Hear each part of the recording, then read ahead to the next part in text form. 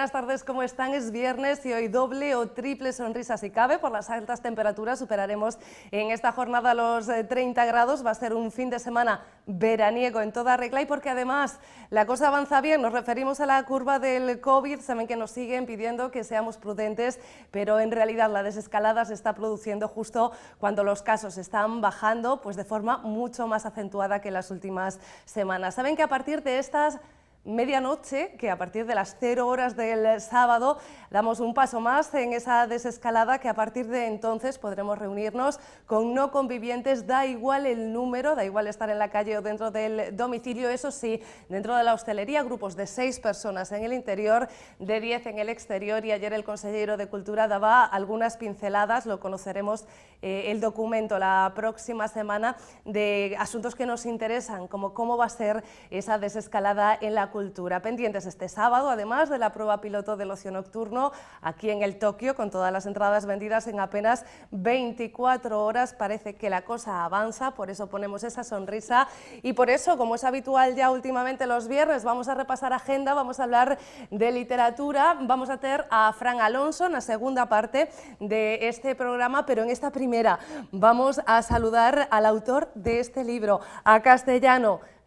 Este libro se titula Castellano, a quien saludamos es a Lorenzo Silva. Lorenzo, ¿qué tal? Muy buenas tardes. Hola, buenas tardes. Iba a apuntar que seguramente a los espectadores les sonará el apellido y el nombre, porque tú eres uno de esos autores que están en muchas de nuestras librerías. Ya enseguida hablamos de este libro, pero antes déjame apuntar, antes de que se me olvide, para aquellas personas que quieran hablar contigo sobre este libro, sobre esas grandes novelas que ya tienes publicadas, el lunes estás en Vigo. Sí, en el Club Faro de Vigo, efectivamente. No sé si te hace ilusión o no cómo está siendo esta desescalada para ti, porque últimamente, en los últimos meses, empezamos este programa con datos COVID, con situación de la hostelería, con situación de la cultura, pero la literatura también está viviendo su particular desescalada. Ahora en las ferias de los libros, después de esas firmas telemáticas, llega por fin el tú a tú con los lectores, que entiendo que es un feedback importante también para vosotros. Sí, yo llevo ya un mes recorriendo ferias del libro y teniendo la oportunidad, bueno, para empezar, de salir de casa, de salir de Madrid, que sabes que hemos estado muy confinados y somos muchos y el espacio es muy pequeño. Y la verdad es que, bueno, como madrileño, pero sobre todo como escritor, para mí está siendo muy gratificante recuperar el contacto con las personas que están al otro lado. Las hemos sentido también, a lo largo de estos meses por otras vías, pero yo creo que todos celebramos poder vernos la cara, aunque en muchos casos nos estemos viendo solo media cara, por las medidas que hay que tener en los encuentros. Oye, Lorenzo, normalmente empiezo hablando de los libros por su argumento, pero déjame que contigo haga una excepción y nos quedemos en el título, porque es simple, pero lo engloba todo. Este título habla de historia, habla de un sentimiento y habla también de un idioma. Sí, mira que yo normalmente me torturo bastante con los títulos, y sin Todos. embargo, en esta ocasión fue muy directo, ¿no? Lo vi muy claro y vi muy claro que el título debía ser el más sencillo posible, que el título era castellano, que además es una palabra, bueno, que es polisémica por sí misma, ¿no? Porque no solo alude a un origen geográfico, sino que también alude a un carácter e incluso alude, bueno, lo que además tiene un valor para mí añadido y especial, a un idioma, a una lengua que además no es una lengua local o no es una lengua circunscrita a una región, sino que se ha convertido en una lengua global, ¿no? Todas esas ideas están en el título gracias a la polisemia de esa palabra tan sencilla. Ahora hablamos de los comuneros de Castilla, que tienen mucho que ver en esta historia, pero antes, ¿cómo una canción, cómo la música puede llevar a epifanías y a veces a hacer que regresemos a momentos determinados y otras veces a que avancemos en el futuro y a que nos conozcamos a nosotros mismos? Sí, ayer mismo lo comentaba en un acto en Toledo con quien me presentaba allí, el periodista el historiador Antonio Casado. Él había sentido exactamente lo mismo que yo cuando escuchó por primera vez el disco de Los Comuneros de Nuevo Mester de Juglaría, la versión musical que hicieron los de Nuevo Mester de Juglaría del poema épico de Luis López Álvarez sobre la revolución y la guerra de las comunidades de Castilla. Y es que, bueno, ese poema, esas palabras, acompañadas de esa música, que es música tradicional castellana, prácticamente la totalidad del disco, ¿no? Cómo esa música y esas palabras remueven emociones profundas y te hacen descubrir cosas que tú no sabías acerca de ti mismo, ¿no? Yo creo que ese es el valor que a veces tiene la música y también el valor que tiene la poesía. La poesía se hace en un idioma, eso la hace quizá menos universal que la música, pero también cuando está bien hecha, cuando recoge bien la vibración de ese idioma, es capaz de tocar cuerdas muy profundas. Ese momento, esa epifanía, pone inicio a un libro en todos los sentidos, un inicio para ti, para empezar a escribir este libro, y también un inicio para el lector a la hora de conocer la historia de la revuelta de los comuneros, que es el entorno de hace 5 siglos en el que se desenvuelve el argumento de este siglo. Y, Lorenzo, exactamente 5 siglos. Yo sé que esa epifanía ocurría mucho antes de este 2021. Yo no sé si ha sido coincidencia o es que realmente has esperado para que este proyecto viera la luz, a que se cumpliera ese aniversario no muy celebrado, por otro lado. No muy celebrado, no, eso es típico de Castilla también, ¿no? La verdad. Quizá una cierta dejadez para reivindicar lo propio, ¿no? A mí esa experiencia digamos que me desencadenó la necesidad de hacer dos indagaciones, dos investigaciones, dos búsquedas, ¿no? Por cierto, me gusta recordar que cuando hablamos de historia, ¿no? De historia en general y también de historias, la palabra griega que utiliza Heródoto, ¿no? El padre de la historia, significa etimológicamente investigación. Es decir, Heródoto en su historia lo que hace es poner por escrito el resultado de su investigación sobre las guerras que sostuvieron entre sí los griegos y los persas, ¿no? Bueno, pues a mí la doble investigación que me desencadenó aquel momento, por un lado tenía que ver con una identidad que yo nunca había sentido con intensidad. Y por otra parte tenía que ver con ese episodio histórico concreto cuya versión épica, musicada, de repente me había tocado esa cuerda, ¿no? Y sentí que las dos investigaciones estaban entrelazadas y que tenía que realizar las dos y luego dar cuenta de las dos para que realmente aquello tuviera algún sentido. Y también me di cuenta de que las investigaciones iban a ser largas, ¿no?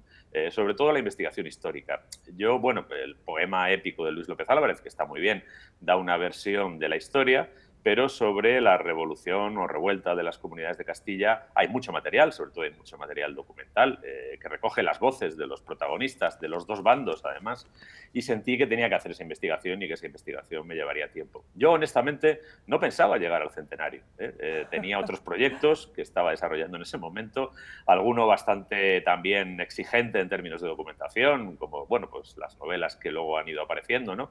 Una de ellas recordarán Tu nombre, que recuerda a un personaje histórico además gallego, muy importante creo en la historia de España contemporánea y sin embargo no muy conocido, ¿no? El general Aranguren. Y tenía otros 2 libros sobre la lucha contra ETA, que también es un asunto complejo y espinoso, ¿no? Y pensé que no me iba a dar tiempo, pero mira, la pandemia, que tan mal ha sido para otras cosas, a mí me ha regalado el tiempo para poder llegar casi por los pelos, porque he llegado por los pelos. El aniversario de Villalar es el 23 de abril y el libro salió el 5 de mayo. Oye, ahora que haces referencia a esos 2 libros, ¿encontramos alguna pincelada? Porque en ese que mencionabas ya se veía algo de... no sé cómo decirlo, no quiero hablar de anécdotas, pero sí de tu historia o de tus sentimientos. Veíamos también, vemos en este libro también alguna anécdota, por decirlo de alguna manera, relacionada con esa lucha contra ETA, pero quizá este sea todavía un libro más personal. Yo he leído en alguna parte que tú decías algo así, por eso utilizo entrecomillado con la mano la palabra anécdota, que lo que tú aquí contabas eran puras anécdotas, que no era un libro de memorias ni nada parecido, pero yo creo que precisamente a través de las anécdotas es cuando reflejamos más el sentir de lo vivido, ¿no? Más que si hiciéramos una cronología de nuestra vida. Es verdad. Yo busco en las historias no tanto las grandes ideas, los grandes acontecimientes, como esas pequeñas situaciones concretas en las que de repente se ve bien la esencia de algo, ¿no? Y eso, yo creo que lo han hecho los grandes narradores de la historia, tanto literarios como historiadores, ¿no? O los que consideramos historiadores. Y es curioso que, por ejemplo, antes hablaba de Heródoto. Si uno lee a Heródoto, no solo cuenta los hechos históricos, sino que a veces también cuenta cosas suyas, de cómo averiguó determinadas cosas, de quién le contó algunas de las cosas que cuenta. También lo hace para que el lector sepa o juzgue por sí mismo cuál es la credibilidad que tiene ese testimonio, ¿no?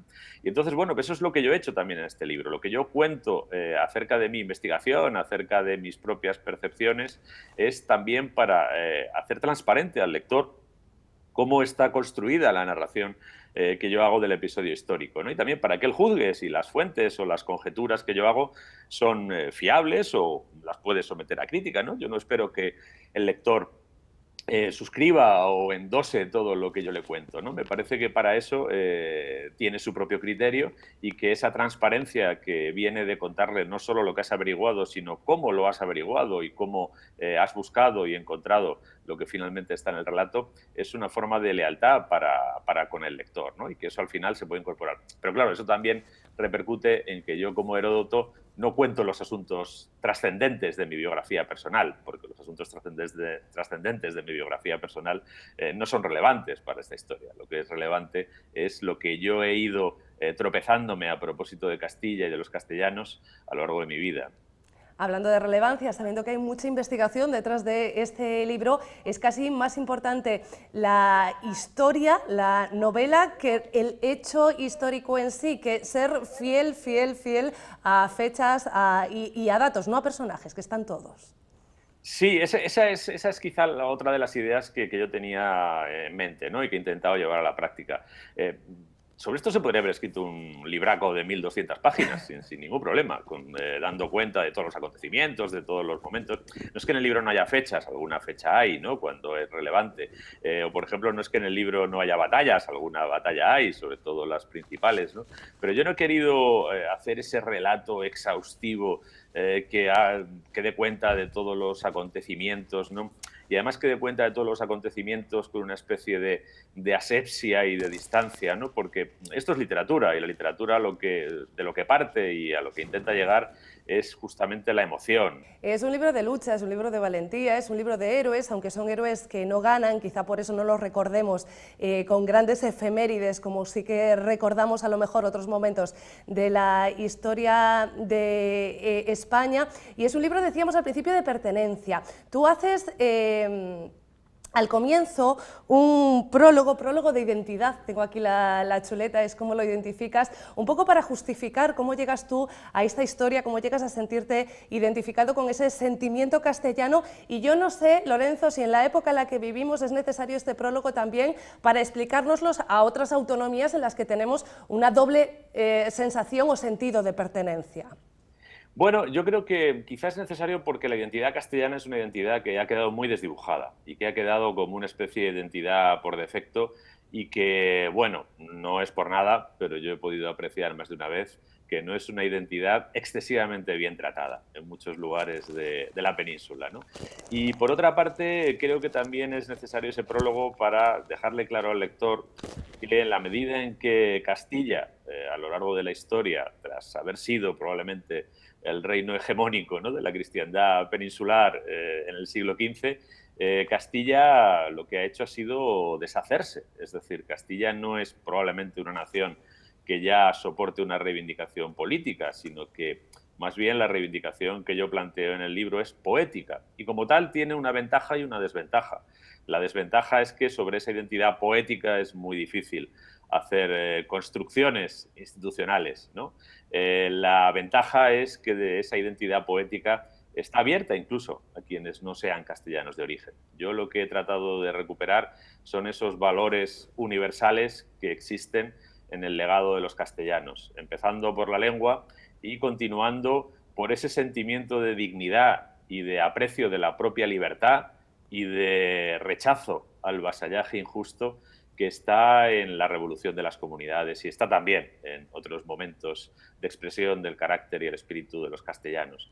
Y fíjate, en ese sentido yo creo que los comuneros perdieron esa guerra, sí, pero en cierto modo ganaron la historia, porque esos valores de rechazo de ese vasallaje injusto, esa reivindicación de la dignidad del reino, es decir, del pueblo frente al monarca al final se han impuesto en la historia de España. Aquí tenemos un ejemplo casi 100 años antes con la revuelta irmandiña, no sé cómo sería la traducción al castellano, la revuelta irmandiña, me imagino, en la que no era solamente luchar por lo económico, sino era luchar por una situación social, ¿no? Y por una dignidad. Entiendo que hay paralelismos, aunque haya una diferencia geográfica y casi de 100 años en el tiempo, que hay paralelismos entre estas dos luchas. Hay un motor parecido que efectivamente pues, es una revuelta frente a unas exacciones excesivas que también ponen de manifiesto pues, unos desequilibrios sociales y un tapón en la evolución de una sociedad, ¿no? Digamos que hay sectores de la sociedad, tanto gallega como castellana, en ambos momentos, que identifican que el sistema en el que están no les permite desplegar su potencial, y eso lleva a la revuelta, ¿no? Hay quizá una diferencia en que la revuelta de los irmandiños es una revuelta más medieval, en el sentido que tiene un contexto más local y luego no elabora una expresión, digámoslo así, entre comillas, entre muchas comillas, constitucional.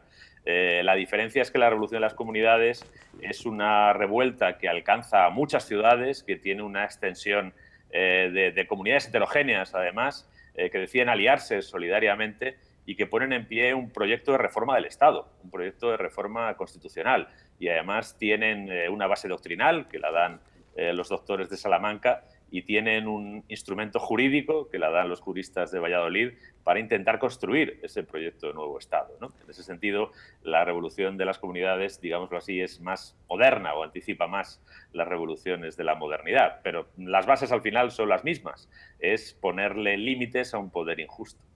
Lorenzo, la última, y voy a acabar casi como empezamos, con el título castellano, porque no sé si es impresión mía, tú me lo confirmarás, creo que mimas especialmente el idioma en este libro. Claro, mira, de manera inevitable, tengo que decir, ¿no? Primero porque el idioma en el que escribe un escritor es su única herramienta y su único patrimonio, y cualquier artesano cuida sus herramientas, ¿no? Y hay que cuidarla con mucho mimo siempre, pero en este caso, además, yo me encontré con que trabajaba en esos documentos con un castellano especialmente puro, un castellano del siglo XVI, que es en el que escriben estas personas, ¿no? Y tenemos sus cartas, tenemos sus testimonios, tenemos las actas notariales, ¿no? Que reflejan lo que decían y cómo lo decían. Y bueno, yo tenía un pequeño problema, ¿no? Yo quería restituirle al lector del siglo XXI la pureza de ese idioma, pero no podía escribir la novela en castellano del siglo XVI, porque los lectores del siglo XVI están todos muertos, yo no me puedo dirigir a ellos, aunque quisiera, ¿no?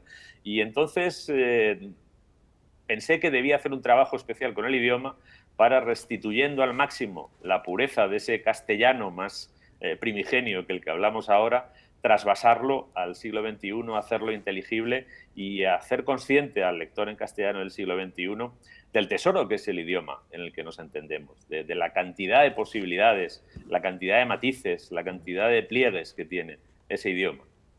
Pues espero que los lectores en Vigo te mimen este lunes, lo mismo que tú mimas al idioma. Muchísimas gracias, de verdad. Gracias a vosotros, un placer, y nada, el lunes nos vemos por allí. Pues ya lo saben, Lorenzo Silva, castellano, editorial Destino, y este lunes, dentro del marco y dentro de la programación del Club Faro, es la primera cinta de una agenda que nos lleva ahora al fin de semana. La Sala Ártica continúa con su ciclo de danza y artes de movimiento con el espectáculo Microspectiva dun Marica Millennial, un espectáculo íntimo y cargado de poesía desde el que cuestionar las certezas impuestas que predeterminan la construcción de la identidad.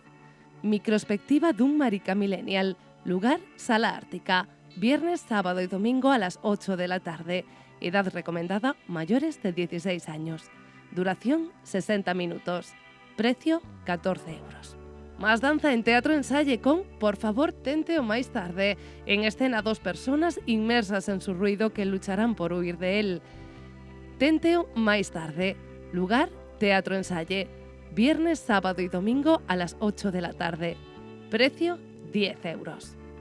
Y tenemos gallegos 100% calidad con Manuel Manquiña, Luis Taera y Pepo Suevos, un vigués, un santiagués y un ferrolano cuyos nombres garantizan buen humor y retranca.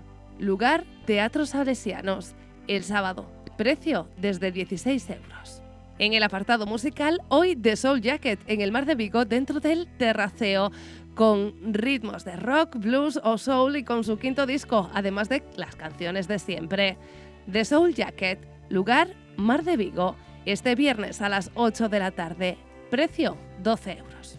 En la Sala Rebullón este sábado de nuevo sesión Vermú con barbitúricos y a las 6 de la tarde concierto con Ruxe Ruxe y O Sonoro Machine. Y en el Museo del Mar la artista gallega Carmen Penín presenta su último trabajo Cantos de Terra e Sal, lugar Museo Mar de Vigo, el sábado a las 5:30 de la tarde. Entrada gratuita con reserva previa en museodomar@xunta.es. Y de nuevo en el Terraceo, Cuchi Romero y los Motores, que hacen en Vigo una parada en su gira estatal, lugar Mar de Vigo, el sábado a las 8 de la tarde, precio 22 euros. Y el domingo, última cita del ciclo de primavera 2021 de la OV430, el programa Entre Damas e Meigas que presentan en el Marco a las 12 del mediodía, interpretado por la Orquestra Barroca. Contarán con la solista Eugenia Boix y la directora Pavel Almícar. Es necesario efectuar una reserva previa en reservas@vigo430.com, indicando el número de asistentes y sus datos de contacto. Tendrán prioridad a la hora de entrar. Concierto OV430, lugar Museo Marco, el domingo a las 12 del mediodía. Precio, entrada gratuita hasta completar aforo.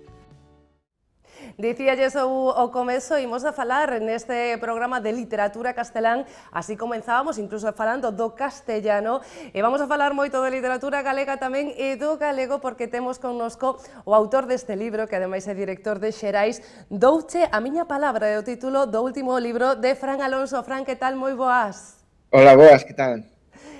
Fran, non sei se aquí a de formación profesional pasou por aí, porque eu creo que non só buscas lectores, que é o que busca cada libro, senón que ti estás a buscar máis escritores, o futuro, a canteira galega. Pode ser, pode ser. A verdade é que é un libro que eu tiña na cabeza desde había moito tempo e o que non tiña era tempo para escribilo, non?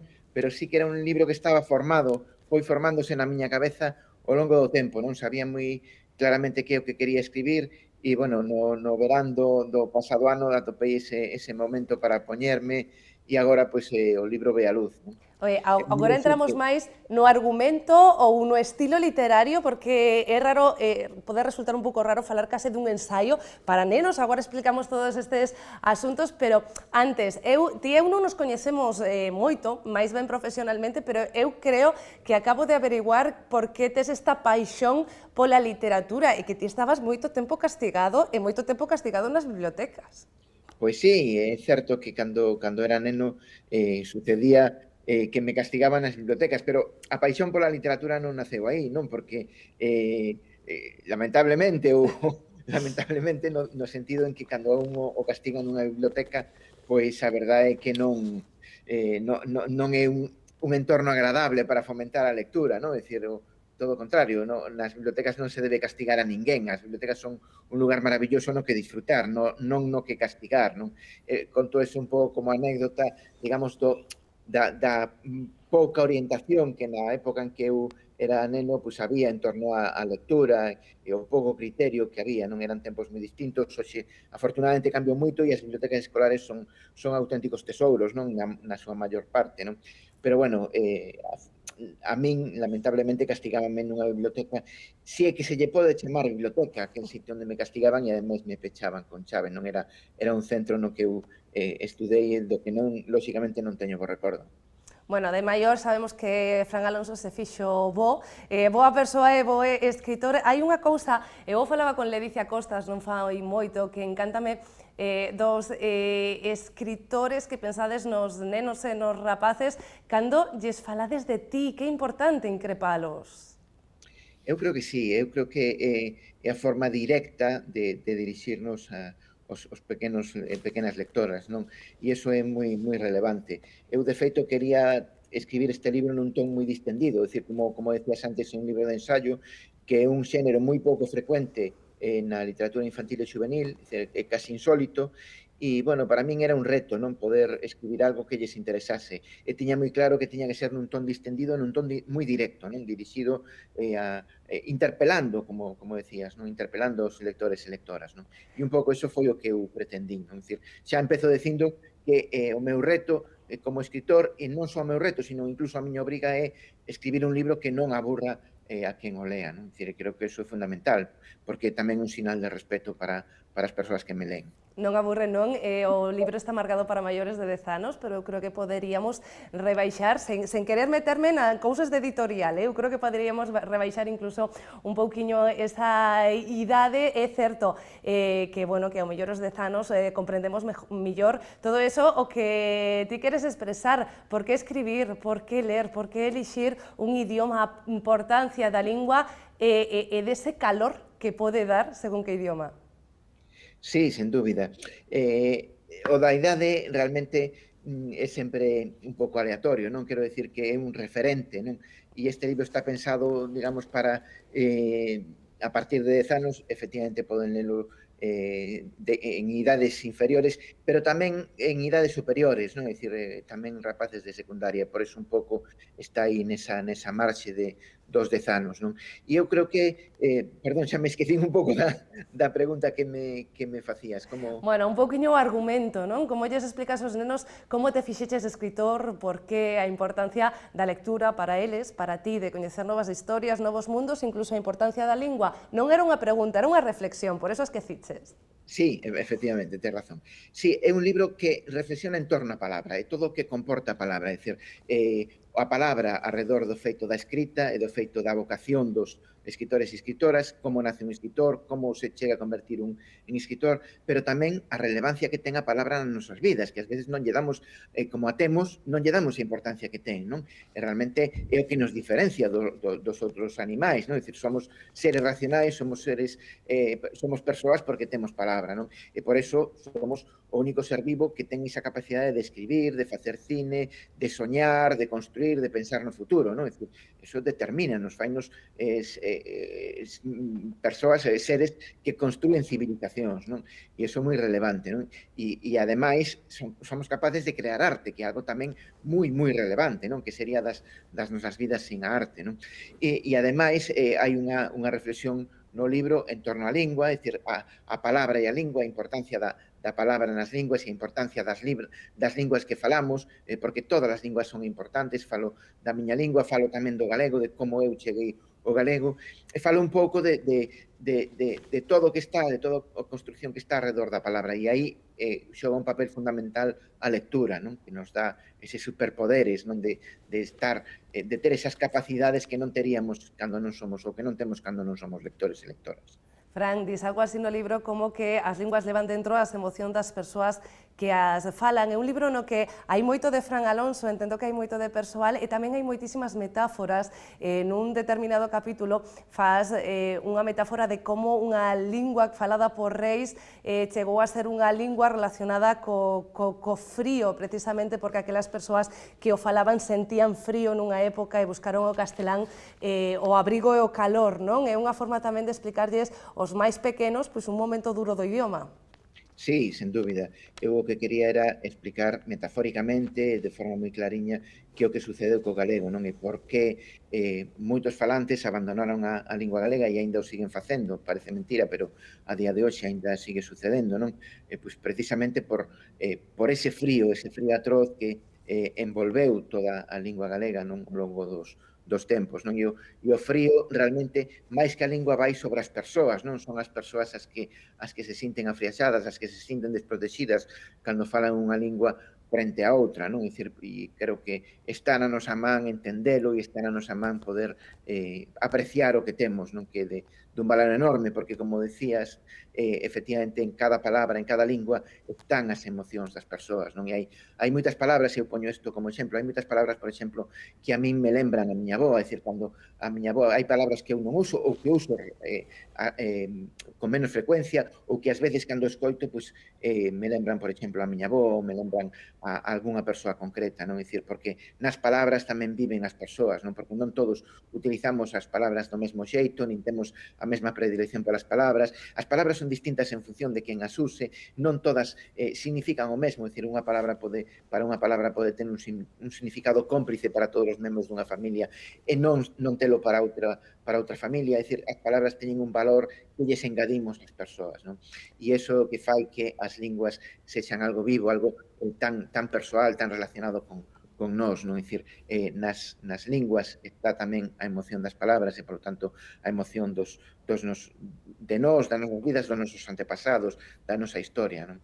Douche a miña palabra e o título deste libro, eu recalco, parece moi maravilloso, retiro de novo, reitero da idade, porque non somente para menores de 10 anos, senón eu creo que para moito maiores, que de seguro vamos a lelo moi rapidiño, pero creo que algunhas das reflexións poden axudarnos tamén, os que somos nada, un pouquiño máis maiores. Non se nos esquece que Fran Alonso o autor deste libro, pero era director tamén do Xerais. Estamos a falar de lingua, de idioma e de literatura. Fran, eu creo que ti desto sabes moito, porque ademais estás ergallando todo o día en torno a él.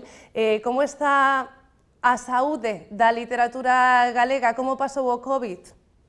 Bueno, a verdad que a saúde da literatura galega está excelente, non? É dicir, no sentido, e isto notámoslo moitísimo na editorial, no sentido de que durante este tempo, este ano longo, no que non houbo relacións sociais, no que non houbo actos culturais, non houbo actos públicos e a xente non podía sair, pois escribiuse moito máis, non? É dicir, notamos moitísimo na editorial que recibimos moitos máis orixinais dos que recibíamos habitualmente, non? É dicir, polo tanto, a saúde da literatura galega está nun momento excelente, sen dúbida, non?